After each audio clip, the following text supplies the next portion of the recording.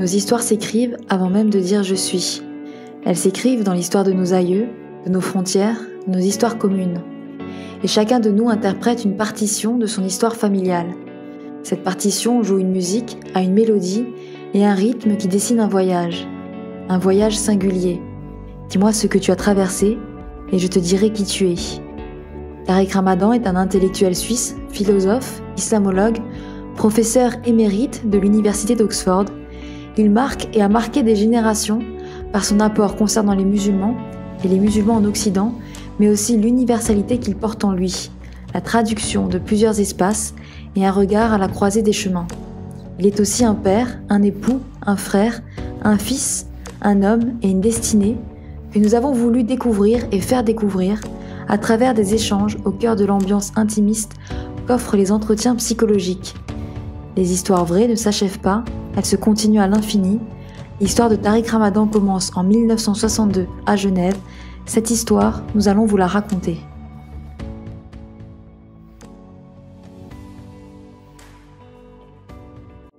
C'est comme ça que je l'ai vécu. Et puis ça m'a renvoyé plus tard quand j'ai retrouvé ça dans le Coran. Est-ce que vous croyez qu'il vous suffit de dire « nous sommes croyants » et que vous n'allez pas être mis à l'épreuve? Évidemment, si vous dites Dieu, préparez-vous à l'épreuve.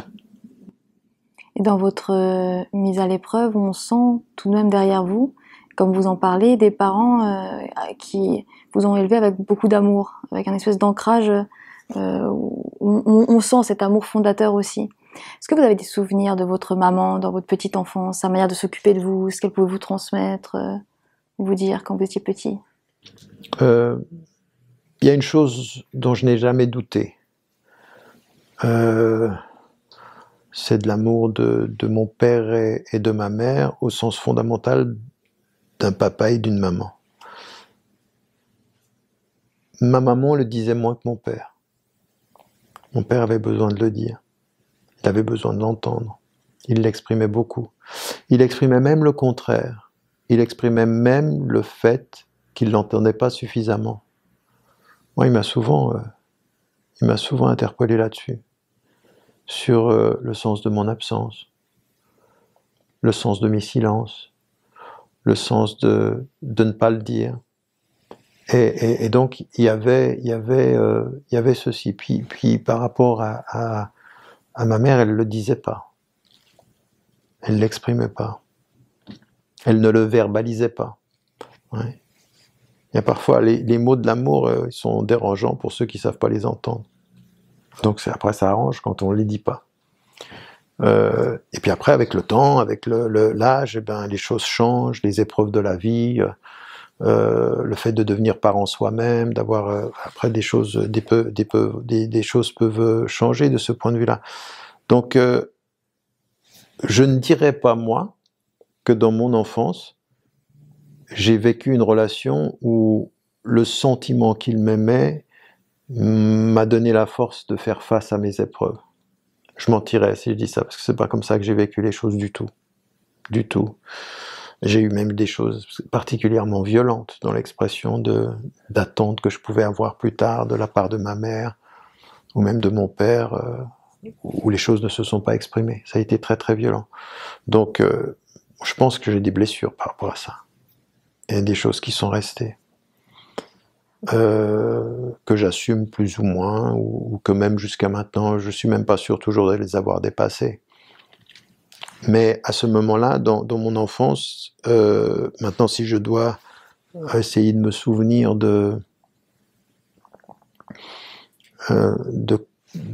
d'éléments qui m'ont donné une certaine protection affective, j'en ai, mais c'est plutôt des fulgurances. C'est plutôt des fulgurances, des regards, des attitudes, à des moments donnés, une certaine façon d'être avec mon père. Mais je n'ai pas eu, moi, comme mes aînés, comme mes frères plus âgés, de relations particulières, de voyages, de complicité. Ça a été plus tard et ça a été moins constitutif de mon évolution. Et vous avez des souvenirs avec votre maman de quotidien, de moments de transmission ou de repas, enfin tout ce qui peut être des petits gestes du quotidien? Oui, oui, moi, la chose dont je me souviens dans ma relation avec ma mère, c'est un certain rapport au temps. Je pense de tous ces enfants, j'ai été celui qui avait le rapport, ça peut être étonnant de dire, mais c'est pas anodin, le même rapport à la temporalité. On était tous les deux toujours les premiers à se réveiller le matin. Et je me retrouvais pratiquement le matin avec elle à prendre un petit déjeuner ou à manger comme ceci. Ce moment-là, qui était privilégié, je me retrouvais seul avec ma mère. Et j'ai le souvenir de ça, j'ai le souvenir de plusieurs matins où j'étais seul avec elle. Est-ce que ces matins-là ont été des matins de complicité affective ou de discussion? Non, j'ai pas ce souvenir-là, mais de complicité naturelle, oui. Et puis, d'autres choses qui sont moins agréables, de me retrouver dans un grand magasin avec ma mère. Quand j'étais très jeune, elle me roulait par terre parce que je voulais ce cadeau et puis qu'elle ne voulait pas me le donner. Je lui faisais honte par les cris qui ameutaient tout le magasin. Je me souviens de ça aussi. Je me souviens que c'était difficile. J'étais pas facile comme enfant. Sur le plan affectif. C'est-à-dire, ça veut dire quelque chose quand même, d'être un enfant se roulant en magasin en disant je veux ce cadeau. Ça doit vouloir dire quelque chose. Donc j'étais comme ça. Donc j'avais ce côté-là, et puis tout en étant donc expressif publiquement dans ce qu'il me manquait, impassible et silencieux dans ce que je recevais, dans le quotidien. Et ça m'est resté, je pense que je suis comme ça. Je suis comme ça. Je peux être très expressif dans les colères contre l'injustice, et très silencieux dans l'amour et le quotidien. Je pense que ça m'a façonné. Et dans le regard vous parliez tout à l'heure du regard de votre père, ces 17 ans où il vous voit, où vous vous sentez vu. Dans le regard de votre mère, quelle était l'image que vous aviez de vous? Encore une fois, je veux dire, les souvenirs que j'ai de l'école primaire, c'est que j'étais pas simple. Je pense que les maîtresses et les maîtres venaient souvent vers ma maman parce que j'avais des problèmes comportementaux. Je me bagarrais beaucoup. Et vraiment, il y avait, je veux dire, le souvenir que j'ai de mon école primaire, c'est une maîtresse de 2e année primaire qui m'invite à manger chez elle un jour à midi. Et en fait, le fait qu'elle m'ait, jusqu'à aujourd'hui, je m'en rappelle, c'est-à-dire que le fait qu'elle m'ait invité, c'était un signe affectif de reconnaissance. Elle me reconnaissait, c'était un signe. Et je me souviens du sentiment de satisfaction que j'ai eu à cette invitation. Et que mes parents, ma mère acceptent que j'y aille, etc. À côté de ceci, j'ai des souvenirs un peu troubles de l'école primaire. Je me souviens du préau d'école où c'était beaucoup plus l'attroupement de celui qui se bagarre plutôt que le match de foot de ceux qui jouent, quoi. Donc j'avais ça. Donc ça, c'est un des éléments de ma scolarité enfantine. Et puis, par rapport à ma mère, elle a suivi ceci. Ça n'a pas été facile. Puis il y a 2 choses qui ont été à l'école primaire importantes. Je me souviens que très tôt, j'étais en 6e primaire, j'avais gagné le prix de la meilleure composition. Et puis je me souviens de cette reconnaissance. Rien ne me prédestinait, avec ce que je vivais par ailleurs, à avoir la meilleure composition, parce qu'on peut dire qu'à cette époque-là, c'était pas ni la lecture qui me fondait, ni le rapport à l'intelligence, c'était plutôt sport. Moi, il faut quand même le savoir, c'est que jusqu'à l'âge de 14-15 ans, je pense que je vais être joueur de foot professionnel et que c'est ça ma destinée, quoi, parce que ce qu'on voyait de mes compétences dans ce domaine-là pouvait me le laisser espérer, puis qu'on me poussait dans ce sens-là. Donc j'ai eu ce projet-là de vie à un moment donné. Et c'est ça qui m'intéressait. Puis tout à coup, j'ai ceci, puis à un moment donné, à ce moment-là, très tôt, ma mère, je ne sais pas pourquoi, je ne sais pas comment, d'où ça lui est venu, elle m'offre un livre. Et ce livre, c'est un livre de poèmes d'Alfred de Musset. Et ma mère, elle lit pas bien le français, mais elle me donne le livre, elle me dit « lis ça, c'est beau ». Elle me dit, de Alfred de Musset, c'est beau. Elle ne le lit même pas, elle a dû le lire comme ceci, elle a dû l'entendre. Et donc ça, j'étais très très jeune. Donc il y a ceci, c'est ces souvenirs-là de la difficulté comportementale et puis des promesses possibles de réussite intellectuelle qu'elles sont, mais qui fait que je suis pas un enfant, je suis pas un enfant facile, mais je suis le dernier. Et avant moi, il y en a eu qui étaient pas faciles. Donc je suis pas original dans ce que mes parents ont vu. Donc j'ajoutais à la difficulté d'enfants qui vivaient en Suisse, dans terre qui n'était pas la terre originelle et qui vivaient des tensions et des difficultés identitaires. Alors ça a été avec ma mère et puis effectivement, je veux dire, de souvenirs que je peux avoir de discussions, de présence de mon père pendant toute cette période-là, il n'y en a pas. Il n'y en a pas. Et toujours au sujet de votre maman, il me semble que dans votre histoire, la grossesse était, dans votre histoire et dans son histoire, la grossesse était à risque. Et puis votre maman résiste, votre maman veut vous garder, vos parents vous gardent, et votre vie commence finalement dans ce que moi j'appellerais la résistance, et puis une espèce de pulsion de vie. Vous êtes né. Qu'est-ce qu'on vous a raconté de votre naissance ? Bon, déjà, on m'a raconté cette histoire-là que moi je ne connaissais pas.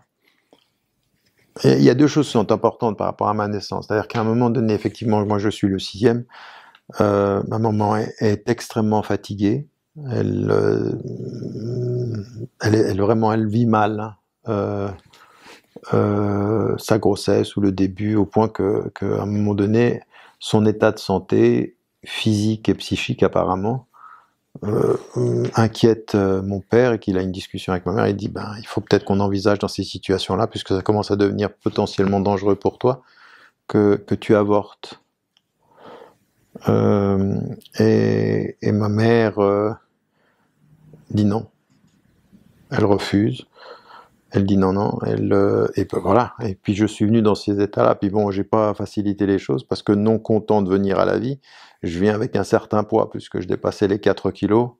Et donc, ça, je veux dire, on a ajouté à la fatigue. Déjà, elle est fatiguée, et en plus, je trouve le moyen d'en rajouter en termes de poids et de lourdeur.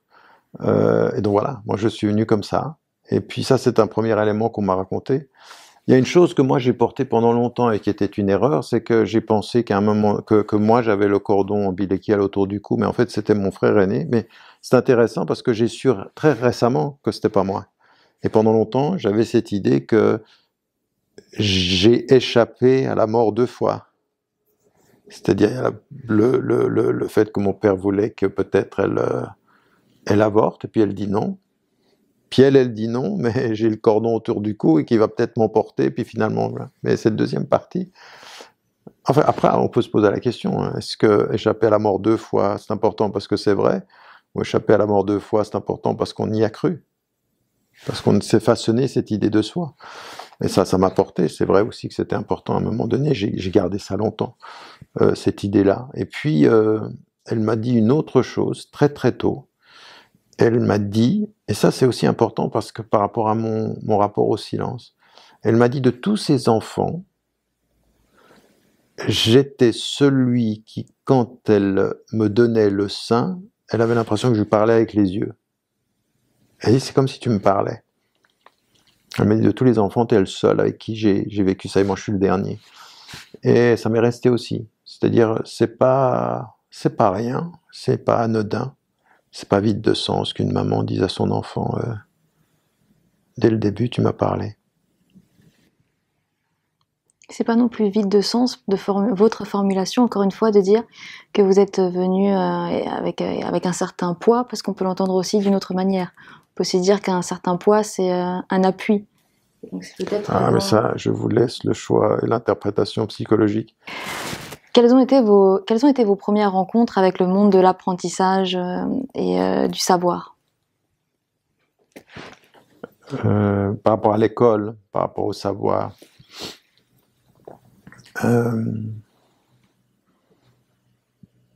Bon, moi, j'étais pas attiré par l'école.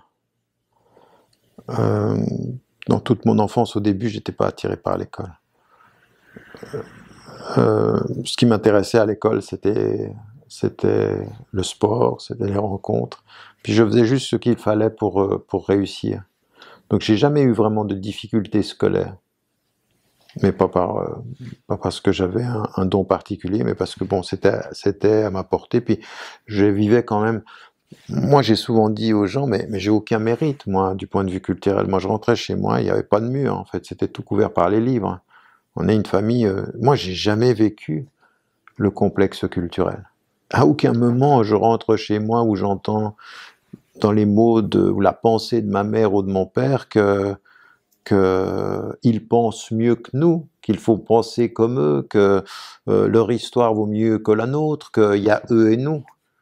Pas du tout, moi j'ai jamais connu ça. Jamais. Je veux dire que je suis rentré dans le monde où mon corps est né à égalité d'armes. J'ai jamais ressenti ça. C'est autre chose que j'ai senti. Le racisme, je l'ai senti sur le rejet, mais au niveau intellectuel, jamais. Et donc, au niveau scolaire, j'ai pas senti de particularité, si ce n'est que je me souviens que aussi d'orientation, je veux dire, à l'école primaire, puis ensuite aussi d'orientation, donc le collège, selon la terminologie française, ben j'étais pas très intéressé. Moi, mes amis du collège, à 90%, étaient tous des délinquants. C'est tous des gens qui ont échoué, scolairement. C'est peut-être pas humainement, mais scolairement. C'est-à-dire que j'ai vécu avec eux des intensités de partage humain que j'aurais sans doute pas vécu avec d'autres, mais l'école les a sanctionnés. Et je m'en suis souvenu plus tard, quand je suis devenu prof. Je suis devenu prof au niveau du lycée, et j'ai demandé à mes élèves, maintenant vous allez faire un livre sur ceux qui échouent, ceux que l'école jette. J'ai appelé ce livre avec eux en rouge dans la marge. Vous savez, le rouge que l'on met dans la marge pour dire que tu as échoué. Donc des années plus tard, comme prof, je suis revenu à ça, ce qui a été ma formation. Ma formation, moi, c'est une formation de rue, en fait. C'est pas une formation scolaire. Et donc c'est une formation de délinquants, de gens qui étaient, de jeunes qui étaient totalement en résistance par rapport au système. Et qu'est-ce que vous recherchiez dans ces amitiés? Quelque chose qui faisait écho en vous, ou une manière de voir le monde? Ben, je pense que j'étais attiré par la marge, ouais. Me sentant moi-même d'une certaine façon un peu marginal. Je dis sur le plan de peut-être même de mon rapport à... En sentant, hein, j'ai senti très vite que j'étais pas blanc, que j'étais arabe. Puis ensuite je l'ai assumé. Et puis avec eux, je vivais quelque chose qui était... ouais, c'était la marge, c'était assumer la marge. Et puis je pense que très tôt j'ai un vrai problème avec l'autorité. L'autorité... Elle n'a jamais été quelque chose que j'ai compris pour me cadrer, mais ça a toujours été quelque chose pour inciter à lui résister. Et ça, c'est resté. Je veux dire, si vous demandez à ma femme ou si vous demandez à mes enfants à quel moment ils me voient changer totalement d'attitude au point qu'ils ne me reconnaissent pas, c'est dès qu'ils me voient en face de la police ou de l'autorité. Ça, je pense que j'ai un vrai problème avec ça. Je veux dire, l'autorité, pour moi, est faite pour lui résister. Et l'autorité, quand elle se conjugue avec la fraternité, par exemple, le cadre que vos frères ont pu poser, comment vous le viviez? C'est vrai que ça, c'est tout à fait vrai. C'est-à-dire qu'à un moment donné, quand mes parents n'étaient pas là, c'était mon grand frère qui devait s'occuper de nous. Ben là, je la confrontais pas, je l'évitais. C'est-à-dire, mon rapport à l'autorité de mes aînés, c'était de savoir la contourner. C'est d'être plus habile qu'eux à savoir ce que je pouvais faire malgré leur autorité. Alors, par exemple, c'était des fois où mon frère aîné nous couchait et partait, ben, je partais après lui, sachant que alors qu'il allait rentrer, je rentrais avant lui. Et lui, il n'en savait rien. Et où vous partiez? Ben, j'allais voir les enfants de la rue, ceux qui étaient dans ce qu'on appelait la délinquance. Ouais. Moi, j'ai vu des gens très jeunes partir en prison ou mourir, mais je les trouvais beaucoup plus intéressants que les premiers de classe, quoi. J'ai jamais aimé les premiers de classe dans ce qu'ils représentaient. Après, j'ai su les apprécier dans leur savoir. Mais on peut être appréciable dans son savoir et détestable dans son attitude. Et vous avez des souvenirs de votre premier jour d'école? Non, pas. Bah, peut-être que ça va en revenir. En fait, je vois que je fonctionne par une mémoire qui vient avec les histoires. Mais non, dans ma scolarité, j'ai des images comme ceci. L'image qui me revient, la première qui me revient, vous voyez, il n'y a pas de hasard. La première qui me revient, c'est que je me retrouve dans la classe du principal parce que j'ai fait une bêtise. Et le principal était connu parce qu'il avait une espèce de punition qui était en fait une punition physique qui faisait mal à tout le monde. Il nous prenait par les cheveux ici, puis il les tirait vers le haut pour nous faire mal. Je me souviens qu'il m'a fait ça. Je me souviens pas de ce que j'avais fait, mais je me souviens de ce qu'il m'avait fait. Et ce prof, cet enseignant de l'époque, il était connu, c'était le principal, il était habillé en blanc, comme ceci, il avait la blouse blanche du principal pour nous. Il s'appelait Monsieur Aubrecht. Je l'ai ensuite eu comme prof quand j'ai terminé l'école primaire. Et c'est étonnant parce que j'ai détesté sa punition, j'ai admiré l'enseignant. J'ai jamais oublié cet homme. Jamais. Je pense que il a mis un cadre par l'exigence. C'est-à-dire que c'est quelqu'un qui m'a fait aimer son autorité naturelle. Parce que c'était, pour la première fois, j'avais une autorité qui s'opposait pas à moi, mais une autorité qui croyait en moi. C'est-à-dire une autorité qui dit, au nom de ce que je suis et que tu dois écouter, tu vas m'écouter parce que je crois en tes capacités. Et quelque chose a changé. Je pense qu'en 6e, quelque chose a changé pour moi. C'est-à-dire la dernière année du primaire en Suisse. Et à quel jeu vous jouiez dans la cour de récré? Comment vous étiez dans ces moments-là?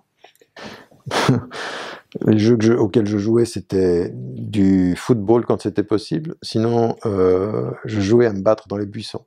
Se battre dans les buissons, c'était vraiment le jeu le plus naturel des élèves bagarreurs à l'école primaire, c'est de se battre pour tout et n'importe quoi.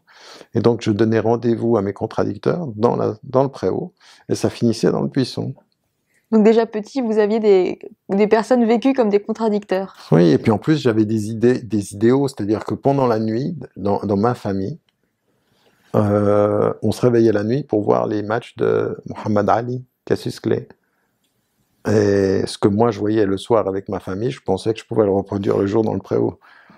Et pas moi tout seul. J'ai même mon frère qui avait 3 ans de plus que moi, qui me donnait des conseils sur la façon de me battre. Et j'ai rarement gagné, on va dire. Et vous avez le souvenir d'une bagarre précise?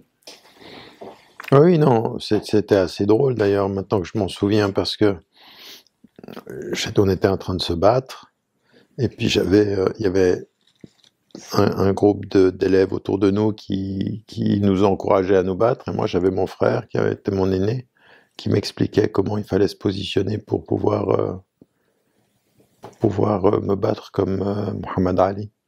Donc lui, il me donnait des conseils, et en même temps, je me faisais tabasser proprement. Je me suis souvent retrouvé dans les buissons. Mmh. Donc c'est une bagarre que vous avez perdue, celle-là? Je ne me souviens pas d'une que j'ai gagnée, à vrai dire. Pour vous dire la vérité, c'est vrai. Je veux dire, c'est assez étonnant que les bagarres se reproduisaient, et je me souviens pas de l'avoir emporté une fois. Sur un plan symbolique, ça a bien changé alors, maintenant que vous êtes adulte, quand on vous voit dans vos prises de parole par rapport à cette notion de bataille? Ah, mais c'était pas pareil, hein, là, c'était physique. C'était physique, et c'est vrai que par rapport à ma vie, par rapport à ma jeunesse, ça a été quelque chose d'important, je crois. Je veux dire, j'ai le souvenir d'avoir une réputation jusqu'à la fin de l'école primaire, d'être un bagarreur, ouais. D'être quelqu'un qui est beaucoup dans la confrontation. Alors après, est-ce qu'on est passé du physique à l'intellectuel, et de continuer à être quelqu'un de la confrontation? Il y a une chose qui est sûre, en fait, c'est que si je devais me définir par rapport à défendre ses idées ou à défendre son intégrité physique, la confrontation ne m'a jamais fait peur. Jamais. Je pense qu'elle est constitutive de ce qui m'a fait. Et est-ce que des peurs, vous en aviez? La peur scolaire, c'est-à-dire qu'à un moment donné, je me sentais véritablement... je me souviens que pendant la première année de collège, de cycle d'orientation en Suisse, j'avais le sentiment de rejet, donc ce dont je vous parlais tout à l'heure, de la discussion que j'avais avec cet enseignant qui m'a accompagné, qui m'écoutait beaucoup. Donc il y avait... c'était la peur du rejet, peut-être. ou le sentiment du rejet et la peur de ne pas savoir quoi en faire. Ça a été des moments comme ceci. Ensuite, sur le plan de la scolarité, non, je n'ai pas le souvenir que la peur a été constitutive. Est-ce qu'il y avait un rêve récurrent que vous faisiez souvent? Oui. Un que j'ai jamais oublié, qui est tout à fait étonnant.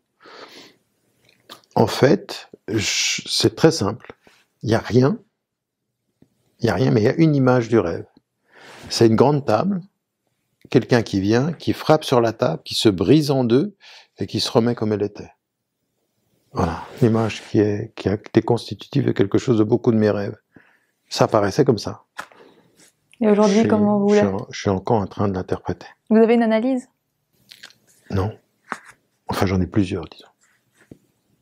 Que vous voulez partager? Et même, je pense que par rapport aux derniers événements de ma vie, la table qui se brise et qui se reconstitue, ça peut vouloir dire quelque chose.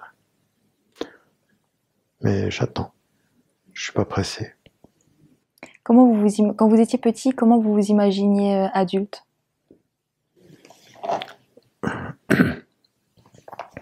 Je pense que très très tôt, dès que j'ai passé le cap de penser que je ferais du sport de façon professionnelle, et ça je pense que c'était aux alentours de 14 ans que que je l'ai dépassé, même s'il y a des moments donnés, à 16 ans, 17 ans, il y a eu des réminiscences de ça, mais je pense qu'à 14 ans, j'ai dépassé cette espérance-là de faire d'être un footballeur professionnel, par exemple.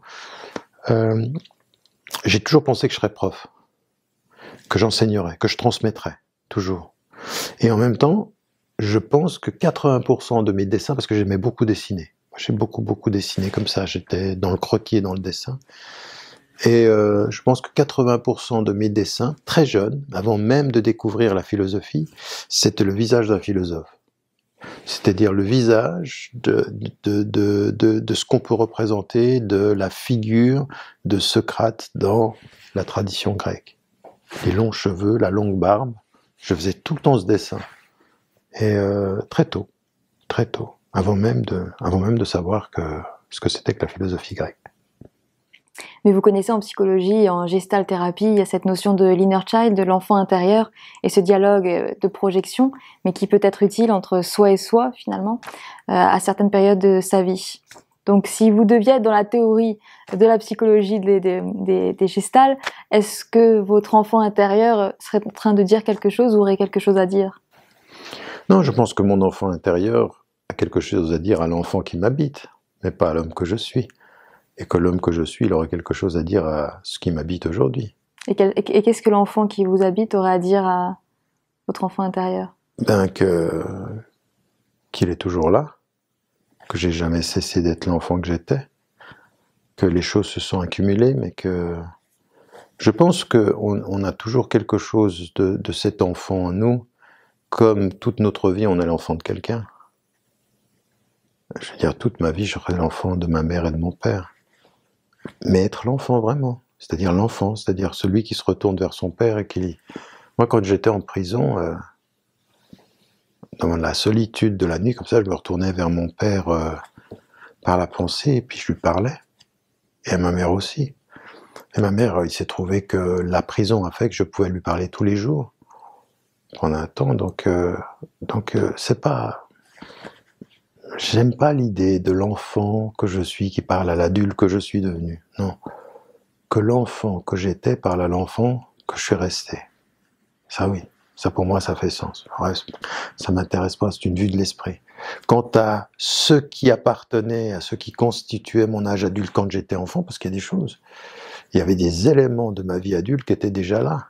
Le sens de la souffrance, le sens du détachement, le sens du silence, le sens de la responsabilité qui est là.